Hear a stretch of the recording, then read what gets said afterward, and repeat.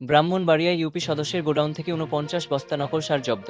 ব্রাহ্মণবাড়িয়ার নাসিরনগর উপজেলায় এক ইউনিয়ন পরিষদ ইউপি সদস্যের গোডাউন থেকে ৪৯ বস্তা নকল টিএসপি ও ডিএপি সার জব্দ করেছে উপজেলা প্রশাসন।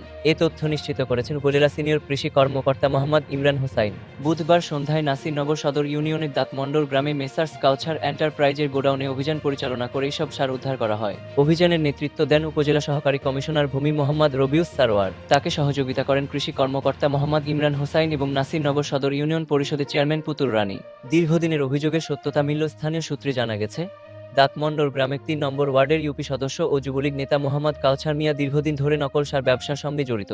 স্থানীয় কৃষকরা বহুবার অভিযোগ করলেও উপযুক্ত প্রমাণের অভাবে আইনগত ব্যবস্থা নেওয়া সম্ভব হয়নি।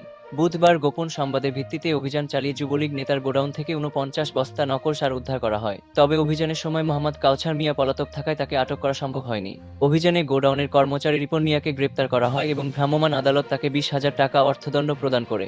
দাঁতমন্ডল গ্রামের নাম প্রকাশে অনিচ্ছুক কয়েকজন কৃষক জানান, আমরা দীর্ঘদিন ধরে মোহাম্মদ কালছারের কাছ থেকে সার কিনেছি, কিন্তু জমিতে এই সারের কোনো সুফল পাচ্ছিলাম না। পরে বিষয়টি কৃষি কর্মকর্তাকে জানাই। যাচাইয়ের পর দেখা যায় এগুলো নকল। নাসিরনগর সদর ইউনিয়ন পরিষদ চেয়ারম্যান পুতুল রানী বলেন, ৩ নম্বর ওয়ার্ডের ইউপি সদস্যের গোডাউনে নকল সার বিক্রির খবর পেয়ে ঘটনাস্থলে যায়। সেখানে উপজেলা প্রশাসন ভ্রাম্যমাণ আদালত পরিচালনা করে সারগুলো জব্দ করে। উপজেলা সিনিয়র কৃষি কর্মকর্তা মোহাম্মদ ইমরান হোসাইন বলেন, আমি যোগদানের পর থেকে শুনছিলাম নাসিরনগরের কিছু এলাকায় নকল সার বিক্রি হচ্ছে।